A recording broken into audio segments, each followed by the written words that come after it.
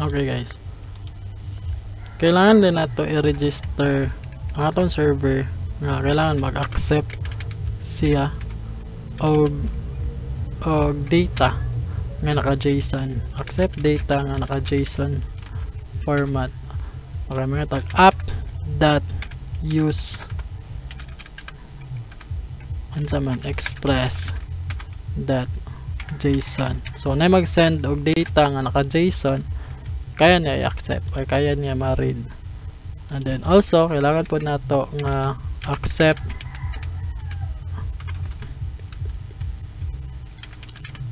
form sa HTML. So may tag app dot use express dot URL encoded.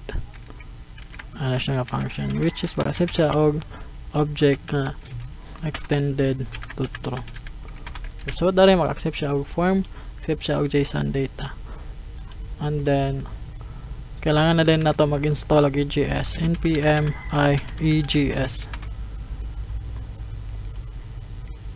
Okay, that's it. So na nato EGS, mag-create na din ta dire sa atong views nga home page.egs. Kaya na nato EGS, matangan nato siya og table.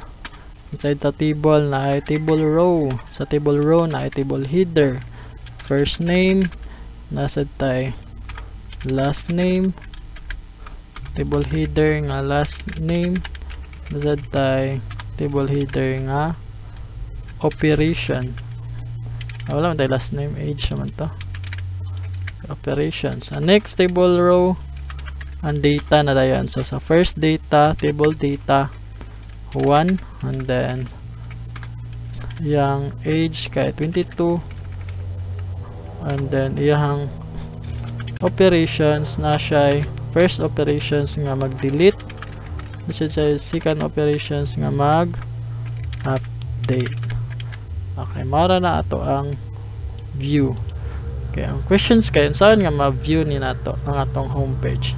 Okay, kailangan ta mag-create og routes. Muna siya sa slash homepage, i-return din nila yan.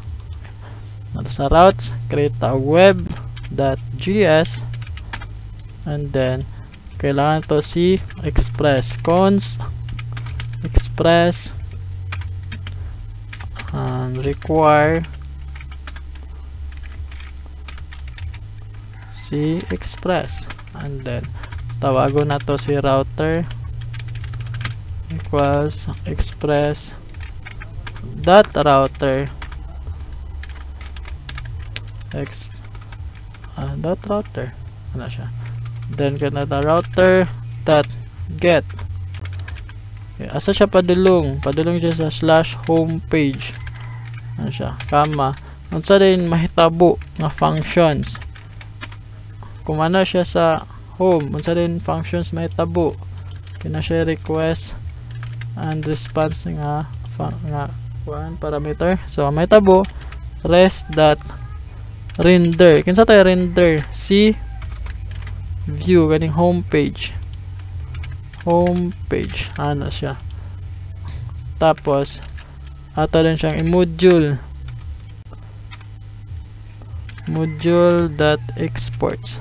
Nung kailangan i-export si router kay atong server wala siya kabalo nga natay router, so export na to ni atong router, and then dire sa server atay register mo ito nga register router as nga na.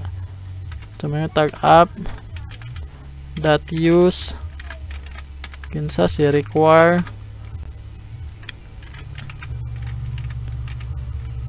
san si router slash web.js. Okay, na-register na ang router pasabot. Kumana na ta diri sa slash homepage, i-render niya si homepage. Pero again, sa server ang gi-register lang ito, kaya niya mag-accept sa form, kaya niya mag-accept sa JSONs, pero dili niya kaya magbasa og EGS nga file. I-render nimo tas dili man niya mabasa. So ato siya register EGS na kaya mabasa ni app. So may tag app dot set. Kita to is set, may nga nga atong view engine nga gigamit kay gitawag nga AGS. So sabot kung i-render na nato atong AGS, masabtan na dayon ni server or ni app kay set man nato nga AGS ang kuan. Kay agto ta sa atong localhost home page. Nag-start na ba to ang kaya wala mo na nag-start atong node mon.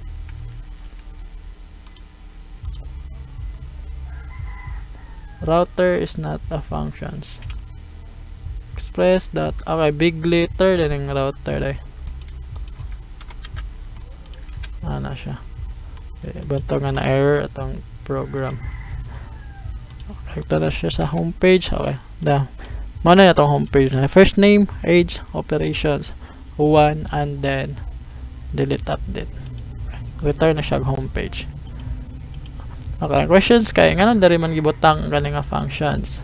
Dapat kani siya nga functions diri siya makita sa controller. So tawagon na ko ni siya og microd na lang .gs. Si microd nga .gs na siya functions nga gitawag nga home page, and this home page functions mag-accept siya og request and then response, and yang i-response kay mag-render lang siya og home page, and then para magamit kailangan siya yung module.exports si homepage. Okay, then si homepage diri ato require cons microd asa siya dapit i-require na to na siya sa /controller/microd, and then this microd wala na to siya nga functions microd.homepage nga functions. So kanya siya nga functions gibutan na to sa controller, which is mag-return siya sa homepage. Same ragya pa nang nahitabo pero gi-separate tong nato ang files. Okay. Refresh. Okay, maragya pa. That's it. Kapag okay na, ma-set up na ninyong structure, pwede na rin tayo mag-proceed sa pag-insert sa database.